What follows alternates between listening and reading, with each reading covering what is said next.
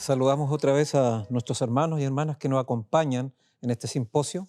Damos gracias al Señor porque nos ha permitido ir desarrollando las temáticas de una manera cada vez más profunda y con las conexiones que de una otra manera nos ayudan a ir comprendiendo de que la verdad presente está plenamente integrada. Ya hemos visto varias temáticas. Anteriormente, Pastor Bohr estuvo presentando el tema de la naturaleza humana de Cristo, y ahora nosotros planteamos una pregunta que está muy relacionada a algo que también presentó en conexión justamente con la cristología adventista, y es la pregunta: ¿es la definición de 1 Juan 3:4 la única definición de pecado? Esto, digamos, viene justamente porque actualmente dentro de la teología contemporánea adventista se tiene, digamos, una definición distinta a eso. O sea, supuestamente el tema de 1 Juan 3:4, o la declaración, mejor dicho, no satisface plenamente las exigencias teológicas. Se ve demasiado simple. El pecado, todo pecado es infracción de la ley. Muy simple. Y como la teología no funciona en torno a la simplicidad, sino al contrario, en torno al problema, y el problema siempre es un obstáculo. Mientras más problemas, más preguntas y otras preguntas, entonces se va generando una articulación y en vez de ser algo simple, algo complejo. Entonces, a nivel teológico, esto, digamos, no satisface. Pero debiera ser esa perspectiva de no satisfacción nuestro punto de entrada para entender el tema del pecado. Bueno, a nivel de declaraciones, inclusive el Instituto de Investigación Bíblica en 1989 entregó la siguiente declaración al respecto, no solamente con respecto al pecado, sino también con respecto a la cristología. La Iglesia Mundial nunca ha visto esos temas. ¿A qué se refiere? A la naturaleza de Cristo y la naturaleza del pecado, como siendo esencialmente para la salvación y para la misión del remanente. No puede haber unión sólida en la Iglesia Mundial del pueblo remanente de Dios por tanto tiempo con segmentos que sostengan estas posiciones que las agiten, tanto en Norteamérica como en las divisiones de ultramar. Es necesario dejar de lado estos temas y no urgirlos ante nuestro pueblo como asuntos necesarios. Entonces, prácticamente hay una desmotivación, ¿no? En la Iglesia, en términos generales, no sé si en todos los campos. Bueno, yo en Sudamérica veo justamente de que estos temas no se tocan porque son controversiales y no ayudan a la unidad de la Iglesia. Ahora, el punto central es, digamos, debemos nosotros dejar de predicar la verdad presente porque la Iglesia se va a ver trastornada, ¿no? Va a generar, digamos, conflictos, controversias. Obviamente no. O sea, la unidad de la Iglesia siempre debe estar amparada en la verdad. Y ahí es donde tenemos que tener claro los componentes. ¿Qué determina qué? En este caso, ¿la organización está primero, luego la misión y después la doctrina o el mensaje? ¿O es al revés? Mensaje, misión, organización. Estos tres componentes quizás es lo que en estos momentos vemos de que no hay un orden. Y hay puntos donde la organización prima, y eso es importante, pero digamos, obviamente es la que determina la misión, y la misión busca la manera de entonces de diluir el mensaje, porque la misión tiene que cumplir ciertos objetivos, ir a lugares de ultramar sobre todo, con culturas distintas, con contextos diferentes, y eso justamente genera una adaptación de ciertos conceptos, incluyendo el concepto del pecado. Porque obviamente si nos encontramos con aspectos culturales donde el pecado, esto de transgresión de la ley, y lisa y llanamente de esa manera, entonces eso va a generar serios problemas. También podemos encontrar, bueno, tenemos uno de los grandes teólogos sistemáticos de la Iglesia, Norman Galley, dijo lo siguiente en una revista, ¿no?, la revista Adventista, 1990: ¿importa cómo vemos a Jesús? Al concluir el primer artículo de su serie, Galley declaró: Jesús es para las creencias fundamentales adventistas del séptimo día lo que es el eje de las radios de una rueda. Quizás pueda arreglárselas con una o dos radios doblados, pero cuando el buje está descentrado, la rueda está en peligro. Ese es nuestro predicamento doctrinal hoy en la Iglesia. Eso declaró en 1990. Y no ha cambiado tampoco esa posición. Qué bien expresado una comprensión defectuosa de quién es Jesús, y lo que logró distorsionará la comprensión de la justicia por la fe, el Evangelio y la misión misma de la Iglesia. De hecho, debemos esforzarnos al máximo para asegurarnos de que el eje de nuestra fe no esté descentrado. Cuando estamos tratando con el corazón de nuestra razón de ser cristianos, no nos atrevemos a evadir los problemas o ignorar ideas potencialmente controvertidas. Más adelante añade, aunque la serie fue diseñada para considerar la evidencia con respecto a la naturaleza humana de Cristo, dicha evidencia no es realmente el factor determinante en nuestras conclusiones con respecto a la naturaleza de Cristo, que eso fue un debate que se hizo, digamos, a nivel iglesia, donde partió no con los nombres reales y después obviamente se dio cuenta de eran las dos posiciones, Herbert Douglas y Norman Galley, que es conocido justamente ese debate. Entonces el problema real es la evidencia sobre la naturaleza del pecado. Cualquier conclusión a la que se llegue con respecto a qué es el pecado determinará nuestras conclusiones sobre la naturaleza de Cristo. Y tiene razón. Galley entonces reconoció este punto cuando dijo que los dos puntos de vista en conflicto sobre la naturaleza de Cristo surgen de dos entendimientos diferentes de lo que constituye el pecado. Claramente delineado entonces, y tiene mucha razón, el pecado justamente afecta esta comprensión. Otro aspecto más que él agrega, no debemos subestimar la importancia de este tema. Nuestra conclusión con respecto a lo que constituye el pecado afectará no solo a la naturaleza de Cristo, sino también lo que la justificación y la santificación están diseñadas para lograr y si la perfección del carácter y una vida sin pecado son posibilidades legítimas o fantasías fanáticas. Entonces, en ese sentido estamos en deuda con Galley por exponer su posición de una manera muy clara y sucinta, obviamente, en cuanto por lo menos a la problemática. En cuanto a las conclusiones ya es otro tema. Entonces, eso es otro. Entonces, después de enumerar las tres definiciones principales de pecado, como acto, relación y naturaleza, que esas son, digamos, las definiciones que él maneja, pregunta, ¿es posible que el pecado incluya las tres definiciones? ¿Se podría considerar la pecaminosidad, naturaleza, relación rota, y los pecados, actos como causa y efecto? En otras palabras, el pecado de tener una naturaleza caída es el pecado principal, pecado con mayúscula, diría otro autor, que conduce inevitablemente al pecado secundario de quebrantar la ley, pecados con minúscula. Es lo que hablamos de los constructos de cómo se empieza a articular el pecado en otros términos. Galley implica entonces además que esta es la visión agustiniana del pecado. Él reconoce abiertamente que es una visión agustiniana. Entonces él se sincera, es bien honesto para trabajar y dice, bueno, la posición que tenemos del pecado dentro de la teología y particularmente él, es una posición agustiniana. En este punto de vista, una persona es un pecador por naturaleza al nacer, ya bajo la condenación de Dios, por lo tanto comete actos de pecado inevitablemente, por lo que recibe una condena adicional.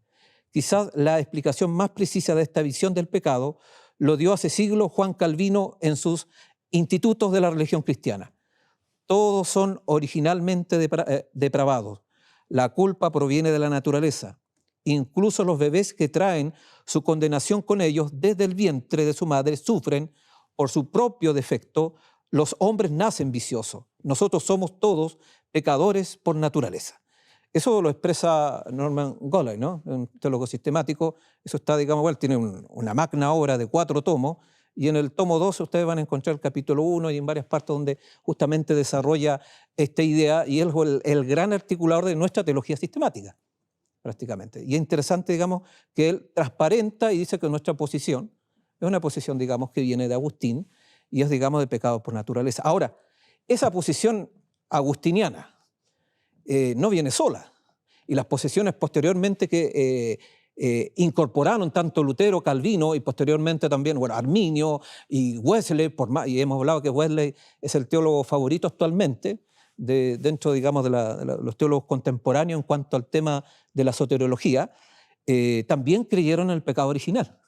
O sea, prácticamente todas las corrientes del protestantismo de una u otra manera abrazaron el concepto del pecado como naturaleza, ¿no? Con pecado naturalizado.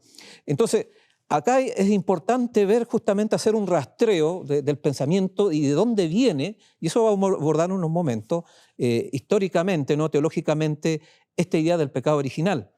No solamente vamos a hablar de la parte histórica, sino del conducto teológico que está detrás de las ideas, de las presuposiciones que uno ve, digamos, detrás de este concepto, que no es bíblico. Entonces, cuando como adventistas comenzamos a considerar la cuestión de qué es exactamente el pecado, si la acción intencional o naturaleza heredada, lo que hicimos sin darnos cuenta fue entrar en 2000 años de desarrollo teológico cristiano que como iglesia no estábamos listos para enfrentar. Entonces nosotros cuando nuestros teólogos empezaron a hablar de pecado original, no se dieron cuenta, y eso se puede advertir obviamente, que estamos asumiendo una posición prácticamente de 2 milenios de pensamiento. Porque esto viene, el pecado original, lo vamos anteriormente, viene obviamente con un raijambre griego. Aunque uno dice, bueno, ¿y qué tienen que ver los griegos? No, bueno, hay conexiones. No fue sino hasta dentro de los últimos 30 años que los eruditos adventistas comenzaron a concentrarse finalmente en los elementos fundamentales de la teología católica y protestante para comprender mejor las razones detrás de las similitudes y diferencias que tuvimos con otros cristianos. Así se descubrió que la causa raíz de las diferencias se remonta a la filosofía griega. Bueno, interesante acá tenemos Fernando Canales, que hizo una investigación obviamente, y él obviamente da razón de eso.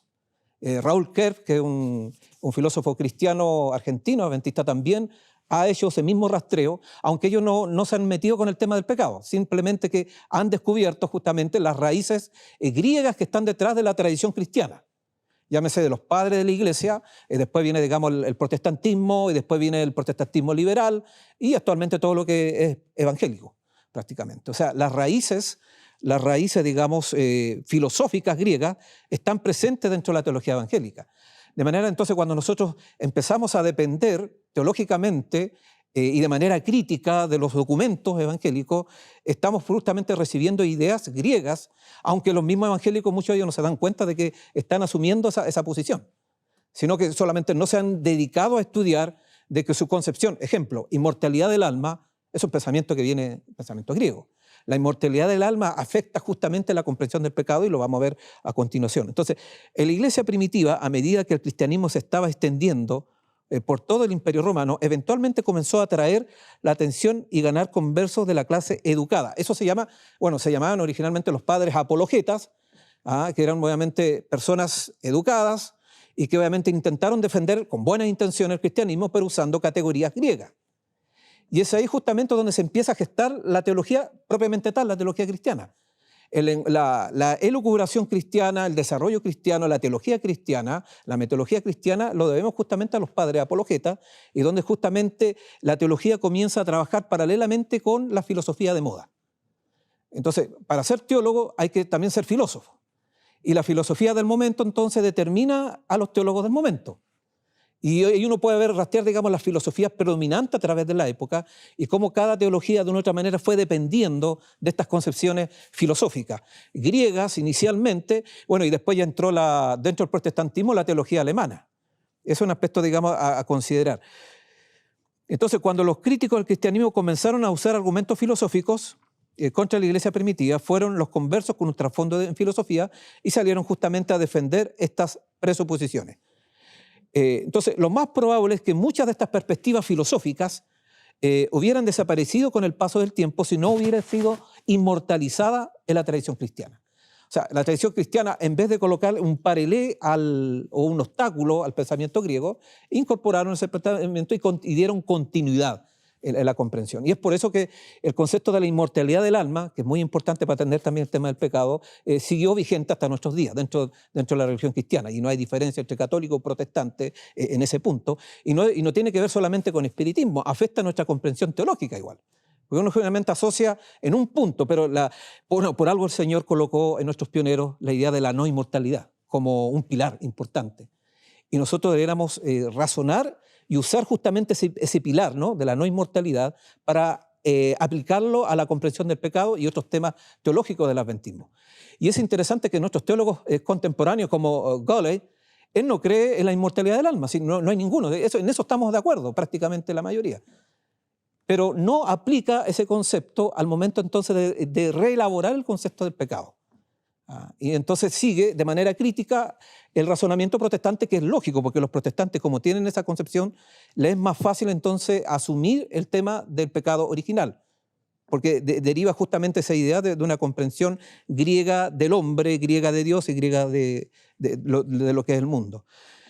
Entonces, lamentablemente no desapareció, Por lo tanto, a través de los padres de la Iglesia y por medio de la tradición, la filosofía helenística ha mantenido un lugar destacado en la teología católica y protestante hasta nuestros días, incluyendo adventismo también, lamentablemente. Porque si adoptamos, digamos, las posiciones evangélicas, estamos adoptando también el helenismo, o el pensamiento heliático griego, que es el pensamiento dicotómico, de puras aporías, o sea, puras contradicciones, dialéctica, en fin, todos esos aspectos han entrado dentro de la teología y no tienen nada que ver eso con la palabra de Dios, no trabaja con esos conceptos, menos los testimonios. El White no desarrolló el pensamiento dialéctico, no trabajó con paradojas, no trabajó con contradicciones, no trabajó con tensiones, nada de eso.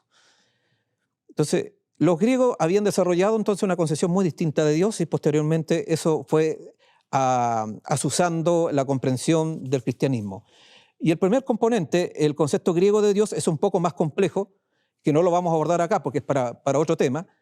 Esto ayudará entonces a aclarar, entre otras cosas, por qué los católicos y algunos protestantes creen cosas que nos parecen extrañas. Por ejemplo, los sacramentos, el bautismo infantil, la Eucaristía tienen la capacidad de solucionar parcialmente el problema del pecado de alguna manera. Eso se diría justamente por la concepción griega, que se instaló dentro del cristianismo, y englobado, digamos, por este concepto que nosotros conocemos como adventistas, la inmortalidad del alma. Entonces, si seguimos más adelante haciendo otras conexiones, con el término naturaleza se está hablando de la parte del alma inmortal del ser humano. Eso es un aspecto, digamos, que debemos destacar. Entonces, el concepto de naturaleza es un concepto griego. Si bien es cierto, el Espíritu de Profecía usa naturaleza, la Biblia también aparece en algunas declaraciones paulinas con naturaleza, pero no tiene nada que ver con el concepto de naturaleza que se maneja dentro de la teología. Ese concepto de naturaleza está estrechamente relacionado con el concepto de la inmortalidad del alma y solamente es posible dentro de esa concepción. El otro componente, el concepto griego del hombre como un ser dualista con un cuerpo mortal y un alma inmortal, es aparentemente mucho mejor entendido por la mayoría de los adventistas, porque por lo que pasaré más rápido, digamos, este tema, no nos vamos a meter en ese punto. Y otro aspecto que debo destacar, y que es una pregunta también que hay que considerar, ¿a qué se refieren exactamente otros cristianos con el término naturaleza, cuando hablan de naturaleza pecaminosa? Y la respuesta es que están hablando de la parte del alma inmortal del ser humano. Esto plantea la pregunta entonces de que ¿cómo todo esto se traduce en teología adventista, dado que no creemos en un alma inmortal? Entonces el término naturaleza está asociado justamente a la inmortalidad del alma. Entonces si decimos a que somos pecadores por naturaleza, estamos asumiendo la inmortalidad del alma. No sé si me estoy dando a entender frente a ese punto, ¿no? Eso es contradicción teológica. Y eso ya es grave al momento entonces de articular justamente este pensamiento. Entonces, acá debemos buscar algunas opciones. Una opción es volver a creer en el alma inmortal, para ser más coherente. Y siguiendo, digamos, la metodología de Ford. Ford era bien coherente a pesar de que llegó a ideas, digamos, no adventistas. Pero era coherente. Entonces, si somos coherentes, tendríamos que... Eso es una opción. Y lamentablemente hay algunos adventistas que están yendo por ese camino, no es la mayoría, pero hay algunos que están buscando esa alternativa. Otra opción es tener la misma antropología dualista que otros cristianos, con la única excepción de que el alma duerme con la muerte, ¿no? Al morir, el alma duerme. Es una adaptación bien interesante igual.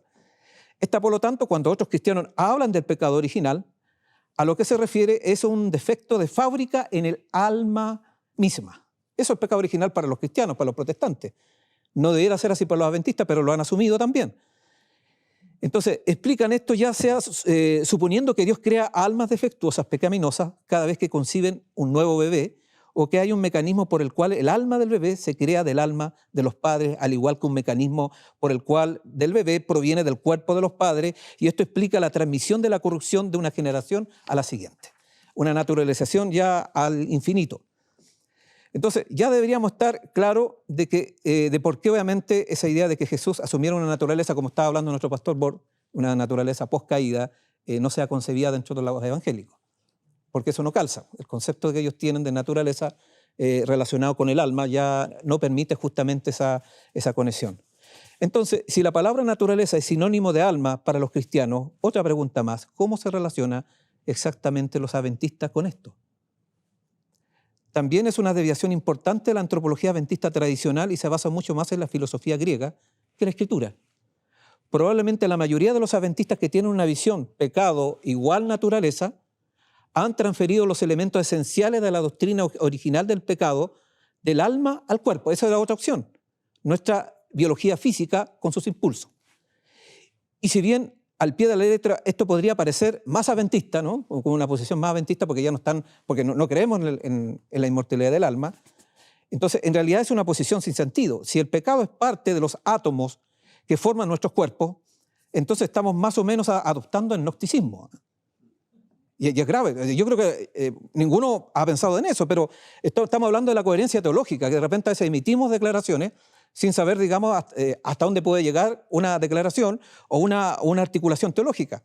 Entonces, si tratamos de mantener un concepto de identidad como los evangélicos, debemos recordar que materialmente hablando hay un punto en el tiempo, en el cuerpo humano, donde nada más que un pequeño saco de ADN. Y si la mera presencia de ADN humano constituye pecado, que es otra posición que uno ve actualmente, ¿no? Que el pecado es parte de nuestro ADN, ¿qué pasa si transcribo toda la secuencia de ADN a una hoja de papel? ¿Ese papel también se volverá pecaminoso? No sé, es para reflexionar hasta dónde podemos llegar, ¿eh? Estoy ahí elucubrando y viendo un punto, digamos, de cómo a veces las presuposiciones teológicas que adoptamos, si no son coherentes, nos pueden llegar justamente a algo que es casi ridículo. Pero así puede llegar justamente cuando nosotros no hilamos bien los elementos que estamos asumiendo o cuando mezclamos ideas que vienen de otras tradiciones teológicas.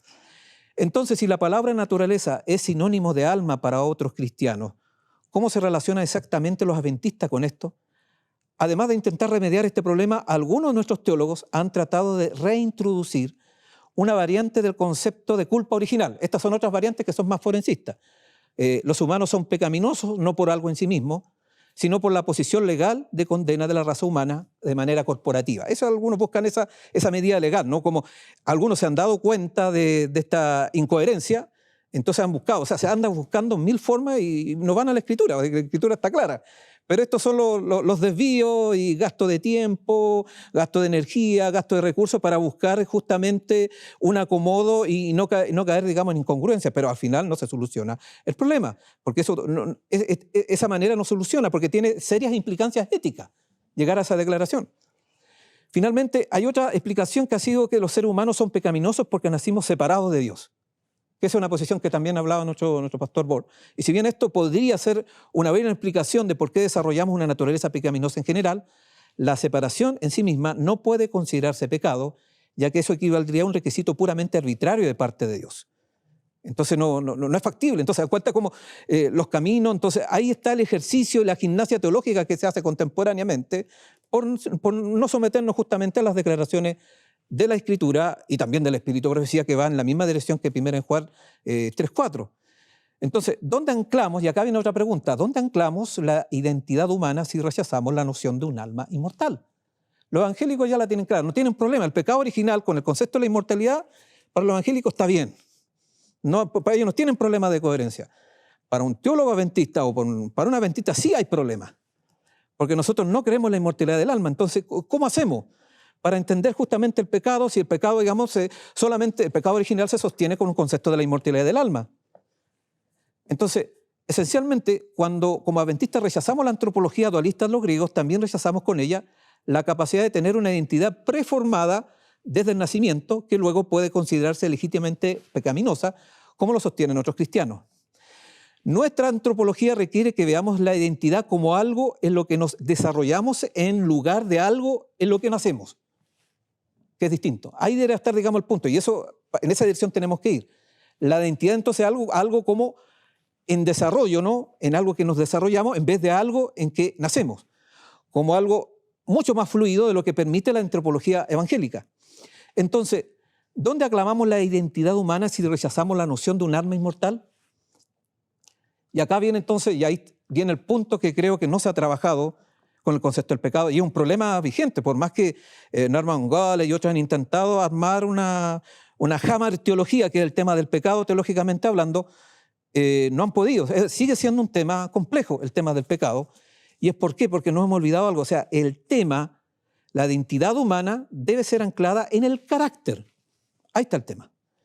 y tenemos luz al respecto. En la Escritura, ni hablar, en los testimonios, el énfasis que hace, pues, no hay más coherencia que Ellen White, ¿no? El espíritu de profecía es muy coherente en articular, bueno, por algo fue dirigido por el Espíritu Santo inspiró, dirigió a nuestra hermana para obviamente poder que los cabos, digamos, sueltos se puedan unir. El carácter es para los adventistas lo que el alma es para los católicos y evangélicos. Y esto conlleva implicaciones significativas que debemos tener en cuenta al desarrollar nuestra teología. No podemos simplemente transferir cosas de otros cristianos como si sus creencias pudieran encajar también en nuestro sistema de pensamiento como la de ellos. Entonces, ahí está el problema. Estamos trabajando suponiendo de que creemos en la mortalidad del alma, no creyéndola. Y en vez de enfocarnos justamente en donde debemos partir, en el tema del carácter. Es ahí donde está la identidad. Entonces, un adventista no trabaja con el concepto de la inmortalidad del alma y con el concepto del alma, a pesar que Ellen White usa el alma, pero ella como sinónimo de carácter. No como, digamos, como lo entienden los evangélicos. Entonces hay que entender también las declaraciones y los usos que hace el espíritu de profecía dentro del contexto en que ella desarrolla. Y el carácter, en este sentido, es fundamental. Entonces, ¿cómo puede el carácter ser etiquetado como pecado? Después de todo, la Biblia dice que el pecado es transgresión de la ley. Entonces ahí viene el aspecto. Bueno, y ahí entra justamente el tema del pecado. El tema del pecado no tiene que ver con el alma, tiene que ver con el carácter. No tiene que ver con el hombre atemporal, con la parte interna, bueno, de ahí vienen las perspectivas místicas y todos esos aspectos, digamos, que la Escritura no trabaja porque el Señor trabaja con la mente, no trabaja con interioridades secretas, con algo oculto. El Señor no opera de esa manera. Sin embargo, con todo lo dicho, también debemos reconocer que las implicancias del pecado como carácter son muy diferentes a las implicancias del pecado como naturaleza. Si la naturaleza se define como el alma, definir la naturaleza como biología no tiene sentido. Ahí está el punto. Entonces, ahí también he visto contradicción. Dice, no, somos pecadores como naturaleza, pero tiene un concepto del ADN como pecado. No cuadra, son dos cosas distintas. Hay otra incoherencia ahí. Entonces, como lo hacen los evangélicos, entonces las deficiencias pecaminosas están conectadas a nuestra identidad y no se eliminarán hasta que Jesús venga. Aquí ahí estamos. Porque si es parte, no es parte de nuestro carácter, pero sí es parte justamente de nuestro ADN o es parte de nuestra alma, entonces obviamente eso no se puede quitar y va a permanecer hasta cuando Cristo venga. Sin creer en un alma, por otro lado, nuestra identidad pecaminosa no está cableada, sino que se desarrolla con la formación del carácter.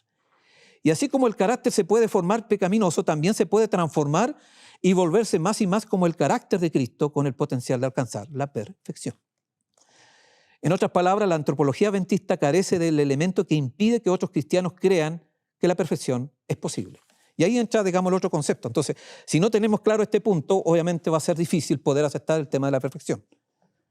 No se acepta el tema de la perfección justamente porque no se tiene claro, obviamente, que el concepto que se ha incorporado del pecado viene con un trasfondo griego que no tiene nada que ver, digamos, con el trasfondo bíblico.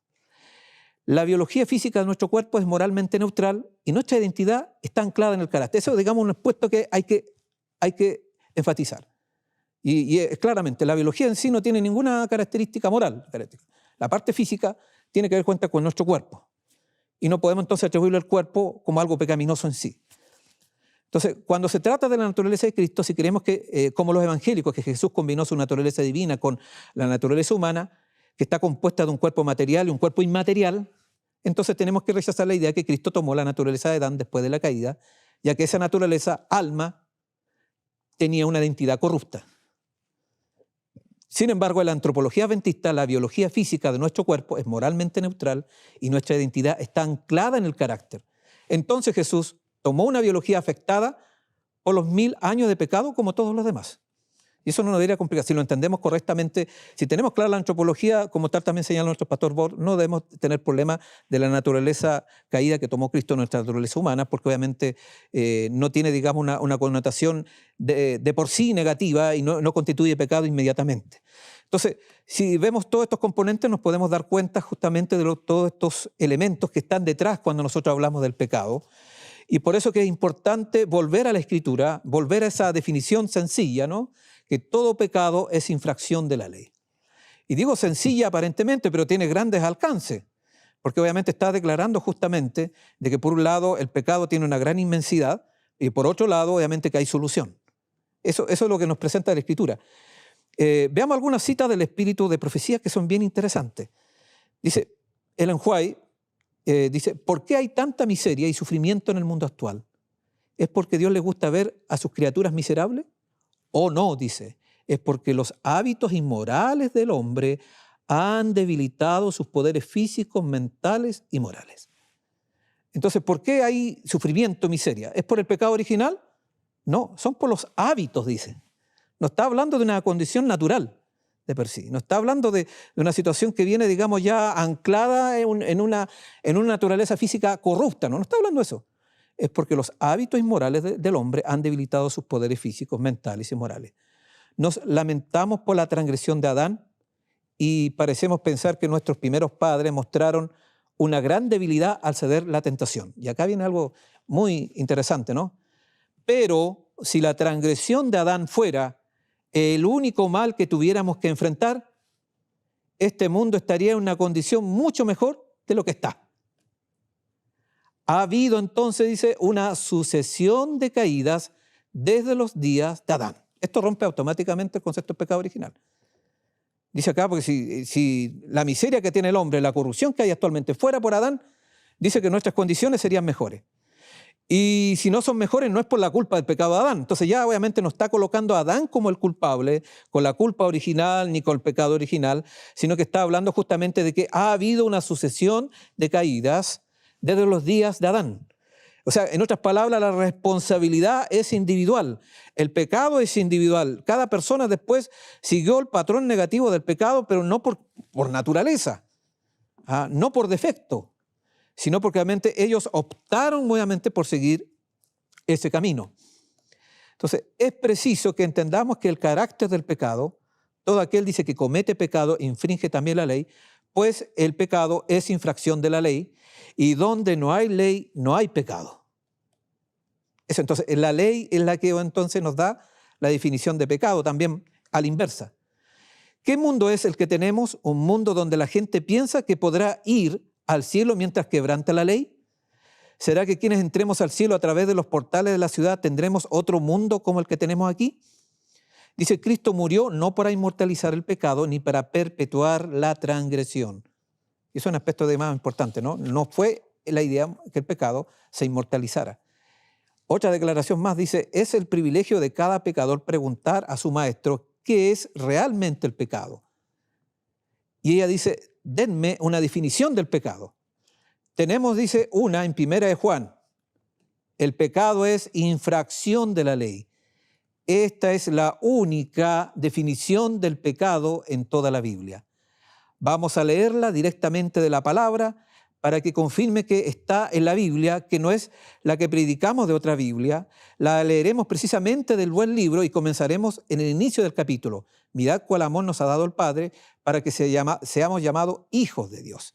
Entonces, claramente acá los testimonios están aclarando que la única definición es transgresión del pecado. Y ella lo dice, digamos, en varios otros aspectos, sigue afirmando esa misma idea.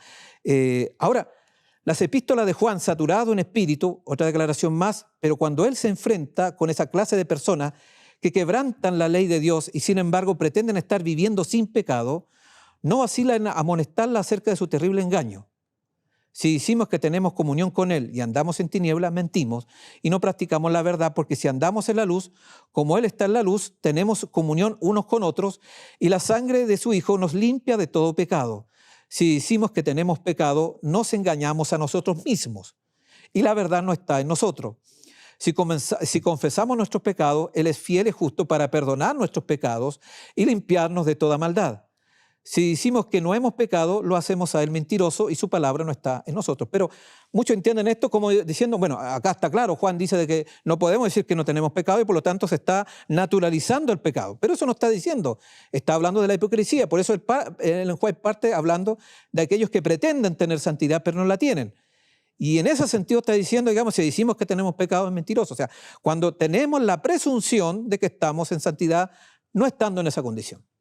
Y en ese sentido entonces está la declaración, no está hablando acá de que hay pecado original, porque eso es uno de los textos que se usan para hablar del pecado original.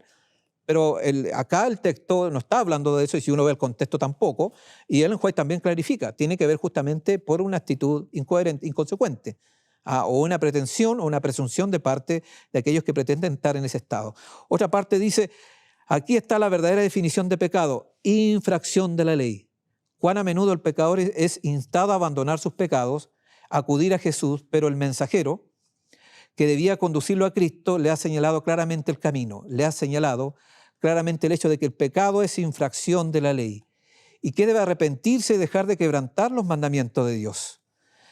Entonces podemos ver justamente acá todos los aspectos que están relacionados con el pecado, y la definición es clara, ¿no?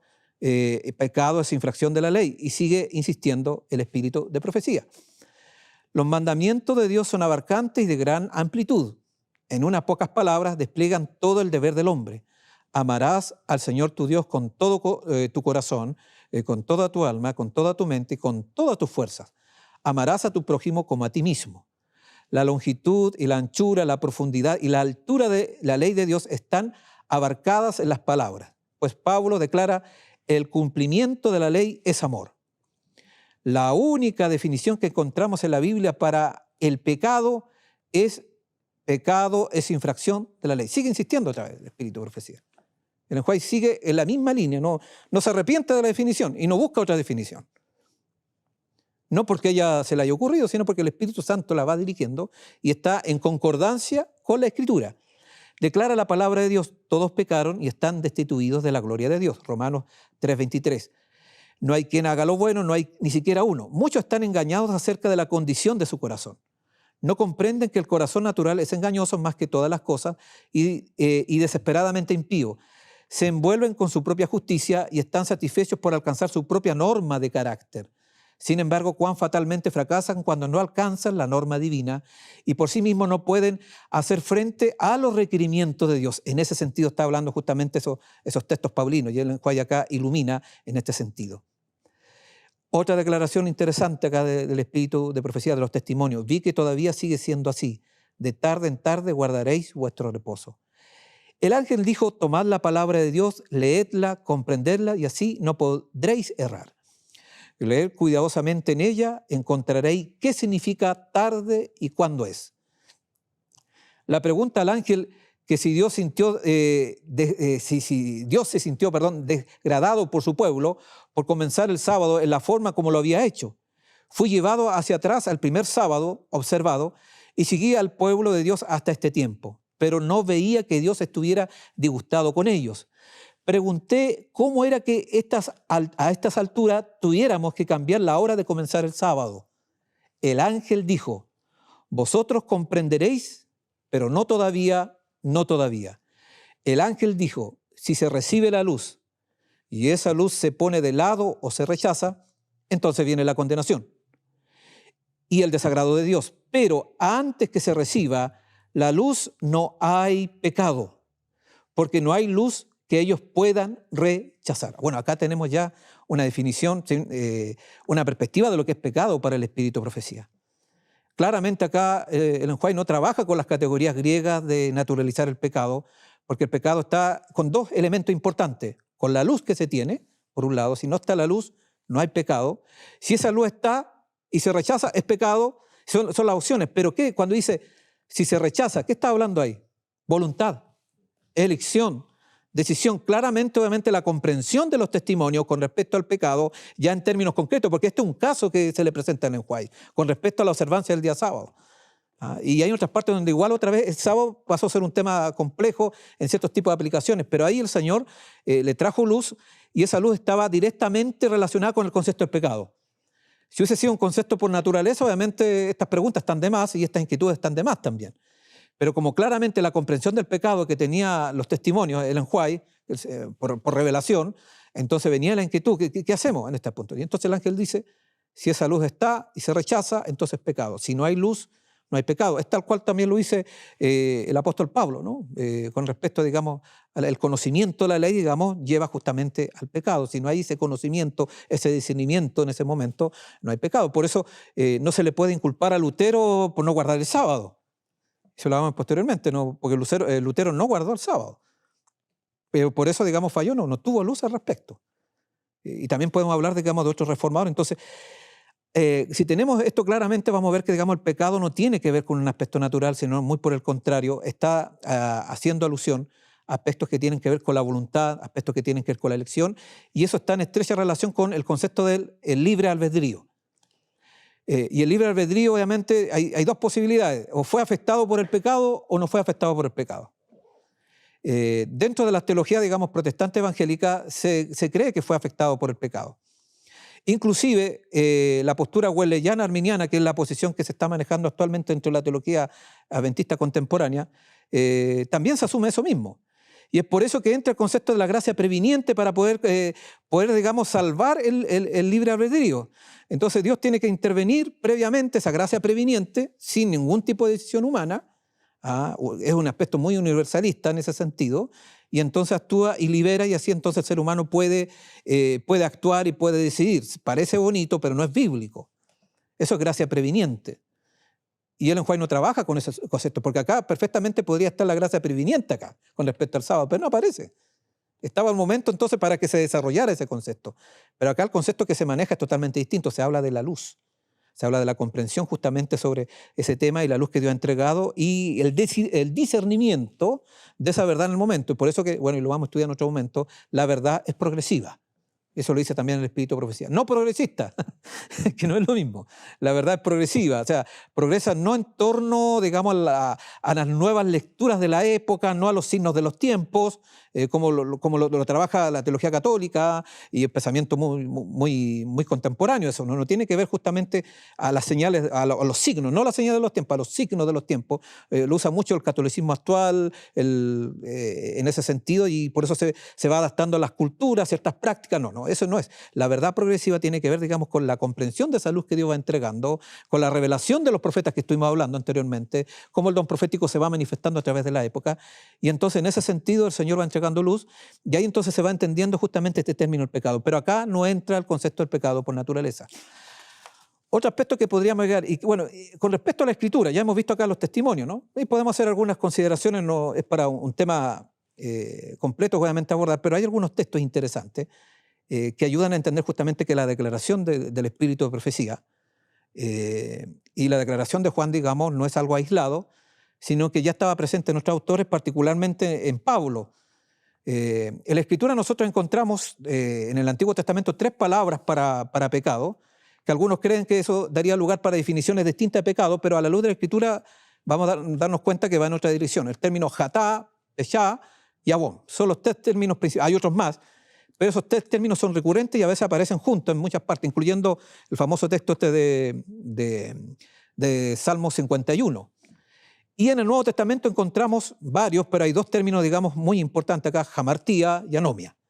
Son los términos que están acá. Ahora, si uno va al texto de 1 Juan 3:4, es interesante, dice: todo pecado, esa palabra pecado que aparece ahí, es jamartía. Toda jamartía es transgresión, y el término para transgresión es anomia.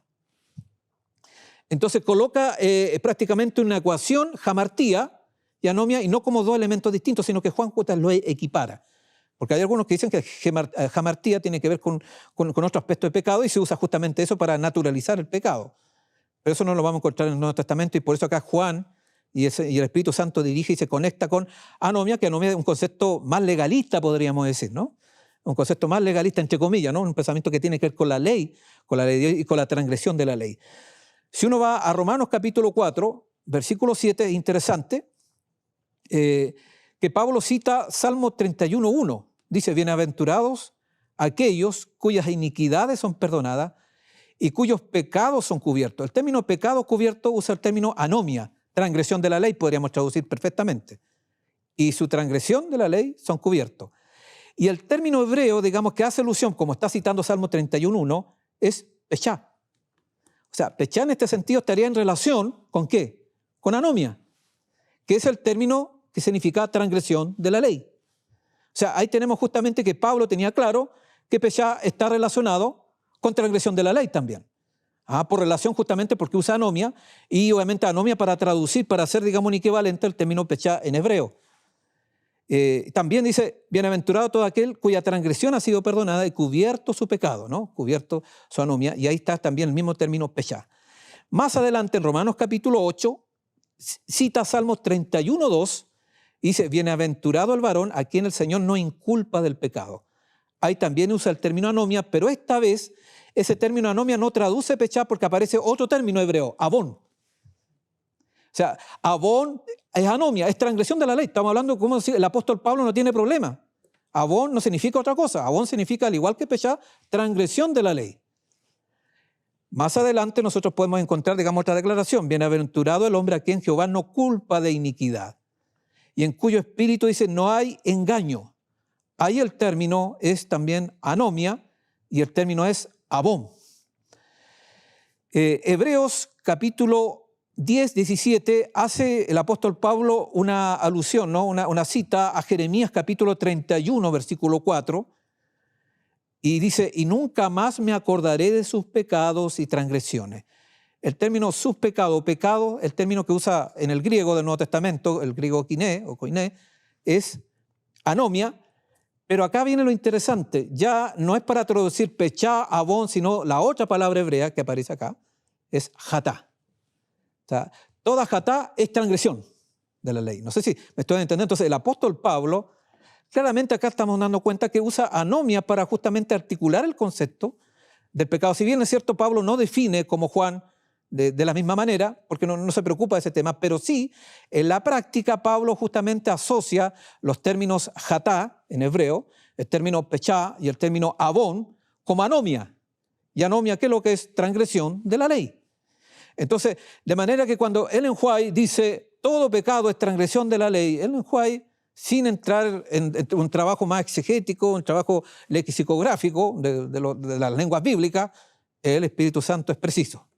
Tiene razón, claramente, porque estos textos van justamente en esa dirección. Porque perdonaré la maldad de ellos, dice más abajo, y nunca más me acordaré más de sus pecados. Ahí aparece anomia y otra vez jatá. Entonces, otro texto más que podríamos decir donde usa, acá viene otro aspecto importante. Bueno, ¿y qué pasa con jamartía? Ya hemos visto que el apóstol Pablo relaciona anomia con jatá, pechá, abón. Son sinónimos. Y anomia estamos hablando de que es transgresión de la ley. ¿Y jamartía significa otra cosa que transgresión? Veamos qué nos dice el texto. Hebreos capítulo 8, versículo 12, nosotros encontramos que Pablo cita Jeremías 31, 4. Dice, sé propicio a sus injusticias y nunca más me acordaré, dice, de sus pecados y sus iniquidades. La palabra que usa para sus pecados, y en este caso ya no es anomia, es jamartía. Y jamartía traduce jatá. Interesante. Más abajo dice, porque perdonaré la maldad de ellos y nunca más me acordaré de su jamartía. Haciendo alusión otra vez a Jeremías 31:4, y también jamartía traduce en esa parte del texto, traduce jatá.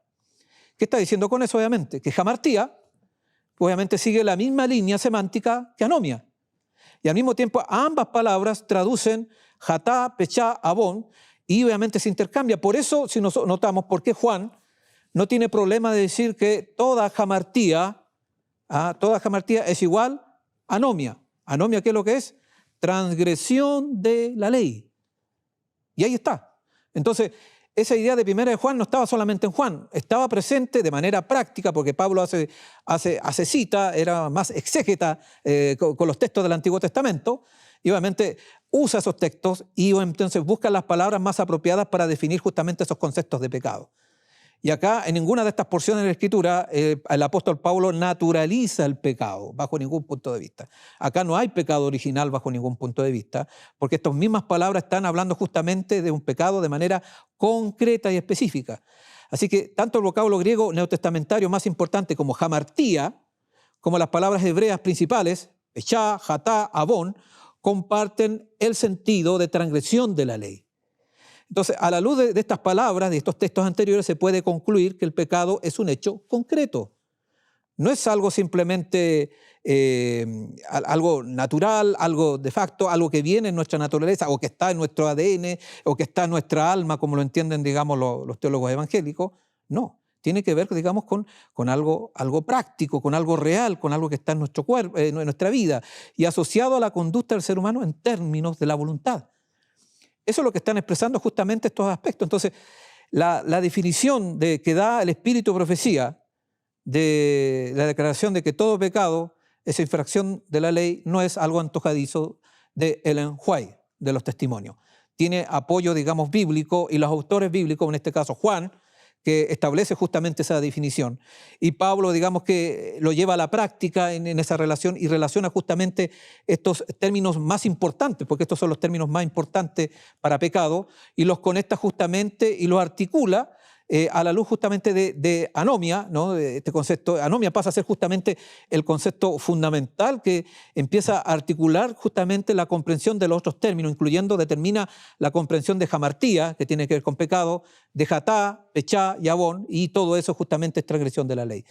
Entonces, acá podemos ver justamente que la misma escritura no sigue los lineamientos que vimos inicialmente, no sigue la filosofía griega, para nada, bajo ningún punto de vista, no sigue, digamos, los planteamientos evangélicos, independientemente de las tradiciones, porque a pesar de que intentan diferenciarse la tradición luterana calvinista, por un lado, y la tradición arminiana wesleyana, por otro, obviamente ambas tradiciones creen en el pecado original. Y como creen en el pecado original, entonces obviamente no son capaces de ver la perfección en términos, lo vamos a estudiar posteriormente, ahora solamente lo estamos enunciando. Por eso se llega a la conclusión, obviamente, y los adventistas y los teólogos adventistas contemporáneos llegan a una definición de que ya, la obediencia está bien, ya no podemos evitarla porque somos adventistas y está, pero con pecado, no puede ser de otra manera. La perfección, con pecado. La santificación, con pecado. Ese con, ¿no? Esa preposición, no sin pecado. Y ahí justamente entra esta controversia, porque obviamente está justamente relacionado con esta comprensión distorsionada y que proviene de otra tradición teológica que no es la nuestra. Porque el pecado original no proviene de la tradición, como hablábamos inicialmente, de nuestras fuentes teológicas.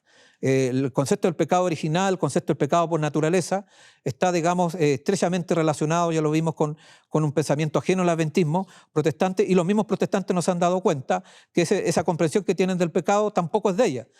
Viene de Agustín, y Agustín tampoco se dio cuenta que es cristiano porque viene de la filosofía griega. Entonces, es una cadena de error que obviamente nosotros no hemos detenido, lamentablemente.